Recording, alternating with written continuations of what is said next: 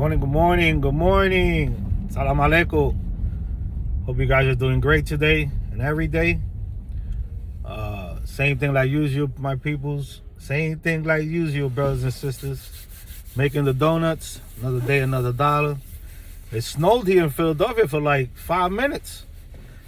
I'm driving up and I'm like normal, and all of a sudden I start seeing snowflakes fall. I was like, oh wow, don't tell me, man, it's gonna be a bad day. And maybe like 5 minutes it was gone. But it's cold up here in Philly. We're around 33, 35 degrees around there, and it's just gonna get colder. Feel sorry for those who live up in Canada and places, shoosh, up in the mountains. They're very cold in the winter. But anyway, today I want to speak about something that's controversial. It's controversial. It is a very sensitive topic, and it's not easy to talk about it. But you guys know that when I started talking from the heart. And every time I say something or talk, it's from something that comes within, something that I have read, something that I was taught, something that I've seen or been around or experienced. But this topic is very sensitive to quite a few, people out there. And a lot of people don't speak about this topic because it might bring a controversy, or sometimes it comes out the wrong way when you try to explain this sensitive topic. And in all true honesty, I don't want anybody to get offended or to look at me like I'm a male chauvinist or no way. I'm just trying to explain a situation, a topic that's very sensitive, and that we don't hear too much about it. It's usually set in closed doors, and some people say it on air, on the internet and stuff like that, and they give their point and they give their perspective of how they see it. Now, let's not beat around the bush. What are we talking about? You guys should already understand. We're talking about how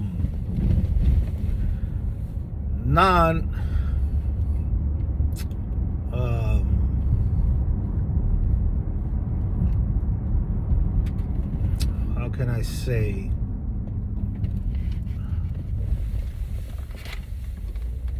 let's go with the term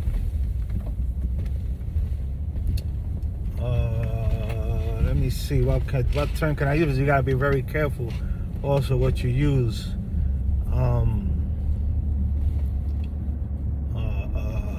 Because these days, it tends to get a lot of bad energy and bad feedback from.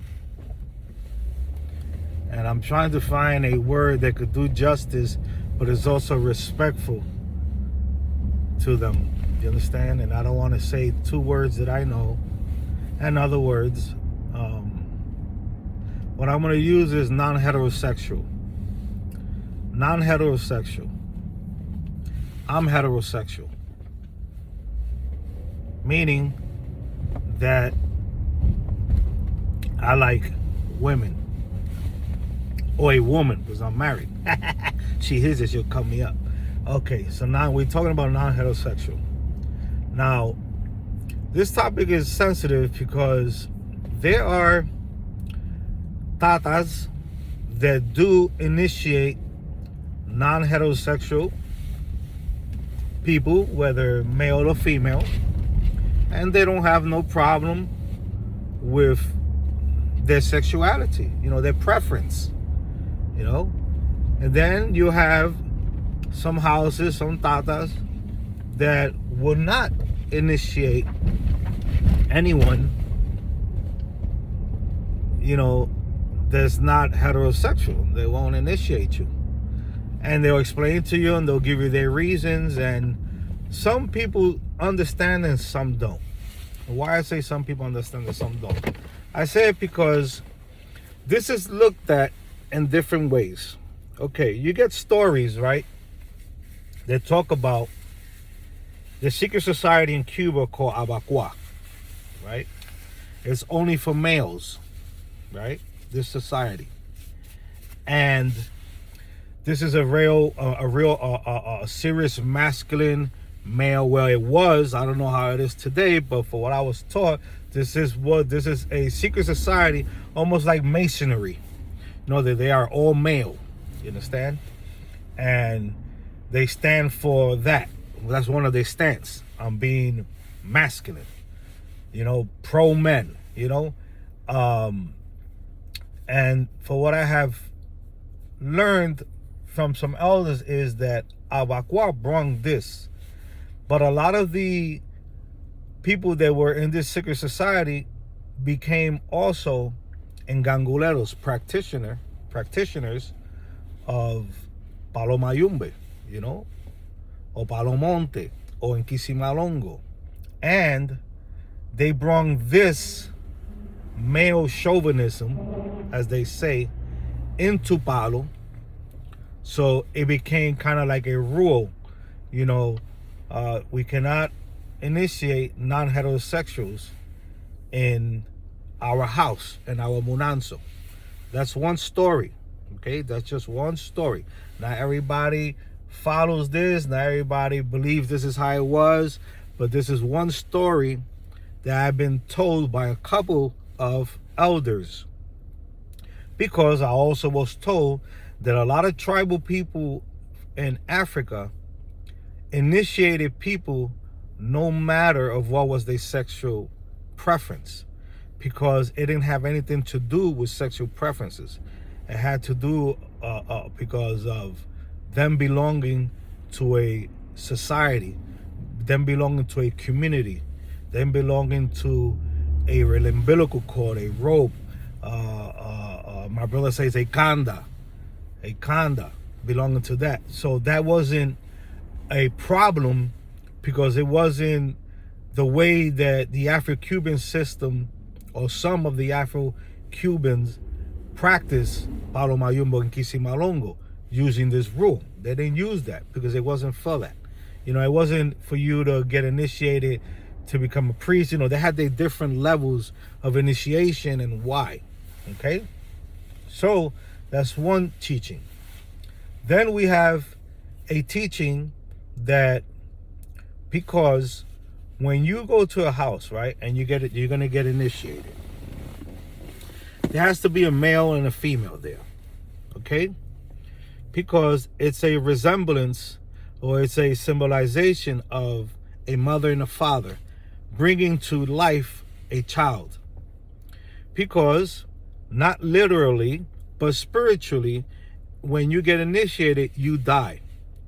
And a new you is born, meaning you're born. You're like a baby again. So having the father, the tata, the mother, the yaya, represents almost like a husband and wife, even though they might not be, but it represents that. And then you being born, a child, just like a man gets together with a woman, has a baby, produces a child. This is the natural way of producing a child, right? And this is how a lot understand this concept. So if they're going to produce a child, right, then that child cannot have that how can I say, that cannot come to this world without it being in a natural way. Meaning, if a child is born a boy, he's born a boy. If a child is born a girl, he's born a girl.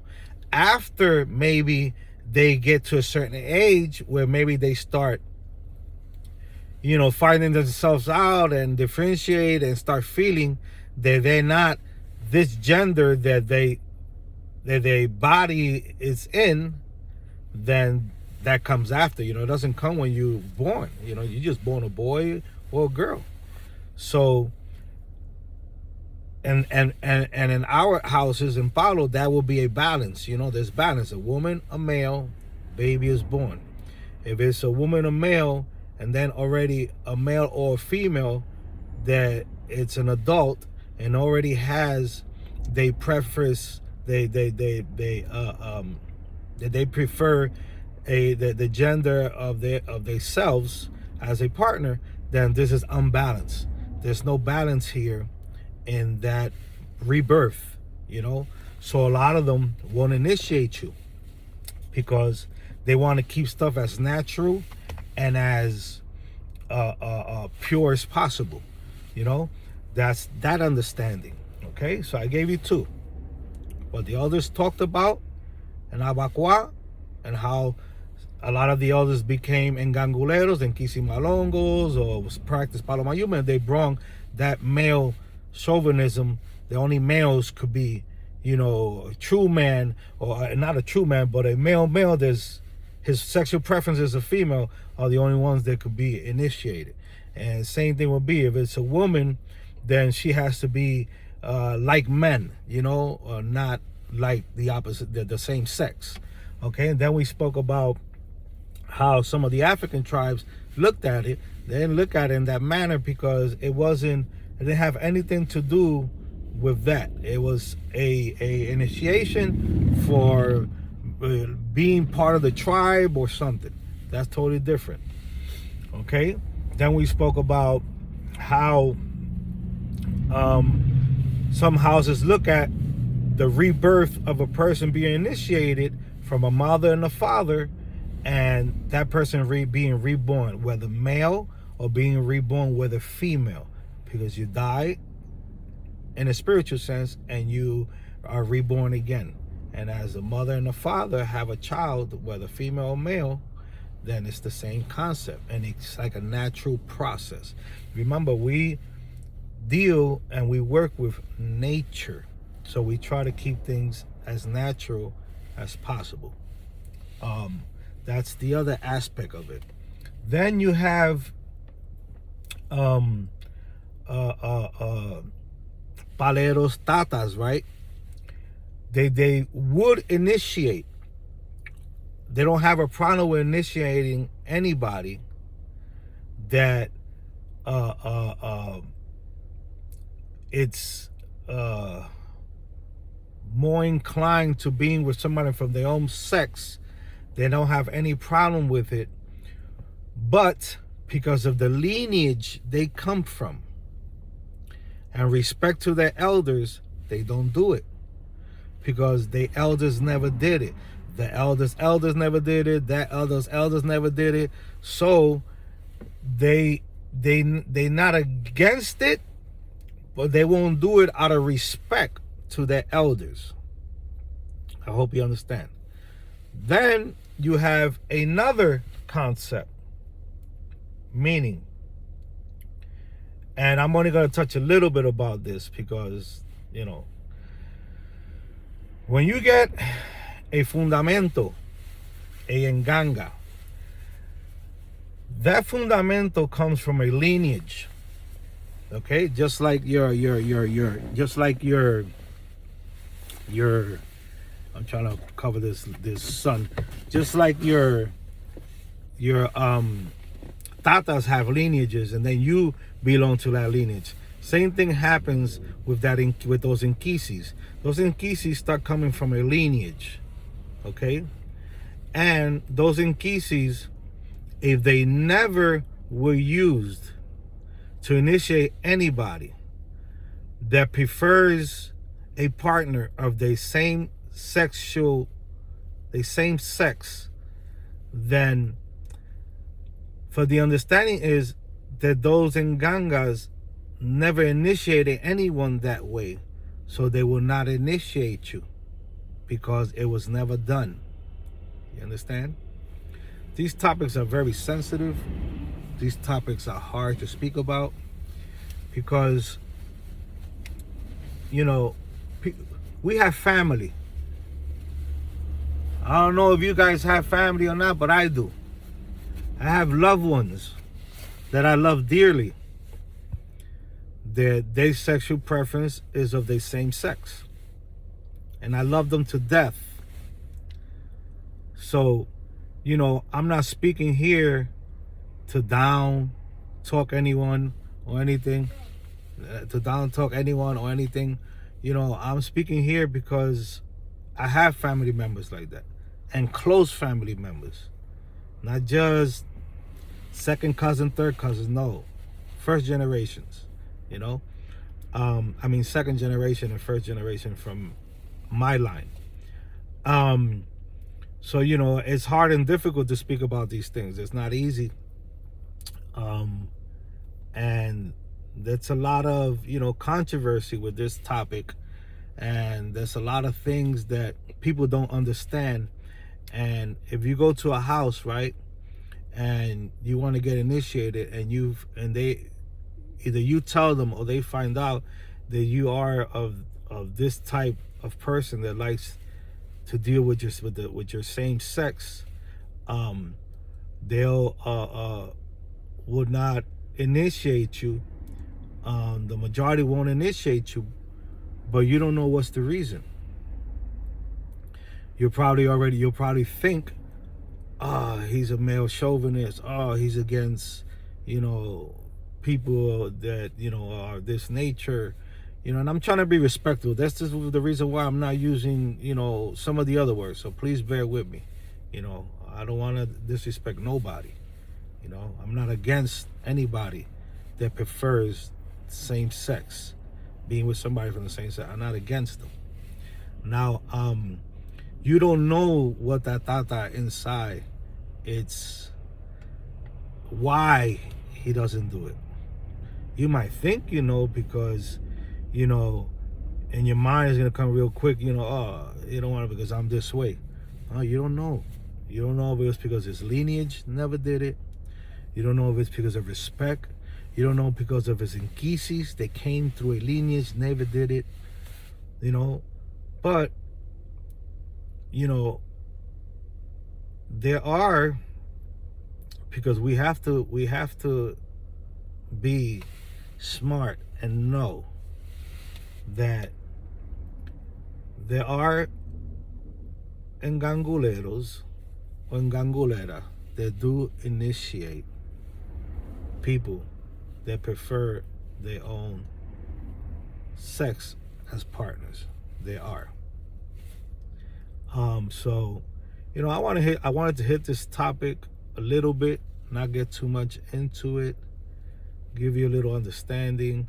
I know I didn't do much justice to it because it's a sensitive topic, and not everybody is going to take what I say easily, even though I think that I have not, and I hope that I have not disrespected anyone by me talking about this and giving what I see, the points of view that I have heard and spoke with certain tatas of why, and then the ones that don't do it because what they believe in, and then the ones because of the lineage they come from, and then the ones because of where the lineage of the Nkisis come from, and then the ones that do it.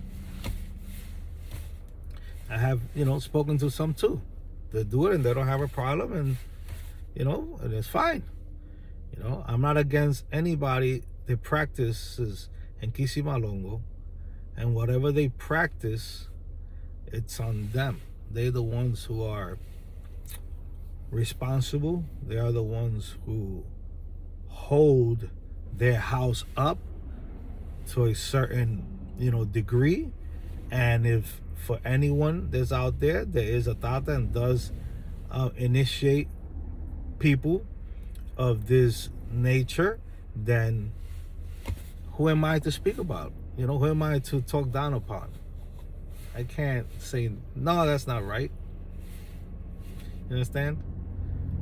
Because you have to get a little bit of understanding. You have to go back. And sometimes people don't read, and I'm not saying that I read a lot or I read more than anybody. I used to read a lot. I started reading again. It was years without reading, and I started reading again. But if we go back to the Romans times, you're going to hear some stuff. If you go back to the Greek times, the Spartans, you're going to hear stuff.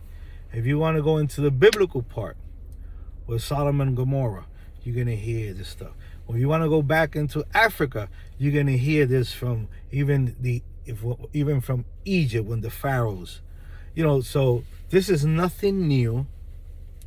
This way of living and sexual preference has been around for ages. Okay, so that's all what I got to say. I pray that you guys understood me. I pray that those that prefer their own sex as partners did not get offended by me. It's not my intention. And I hope that everybody understood what I'm trying to say, just for a little understanding. And I started here in this channel just making one rant, no BS, speaking from the heart.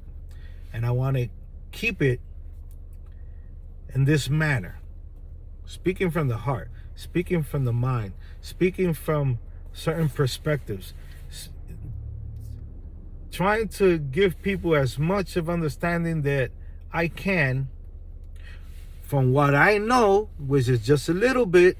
There's plenty out there that know more. There's elders out there that know way more. And then there's certain things that I can't speak about, that I have had the privilege to learn, or tatas share with me, or elders share with me, that I cannot give forward because it's for me. You understand? But I hope that the video did a little justice and you guys understand where I'm coming from. Okay? Most High bless, and salam aleikum, aleikum sala, que en Zambi lo hakutare, ya tú sabes, mano con mano no cuanga, y si cuanga, se vira lo mundo. Have a great day.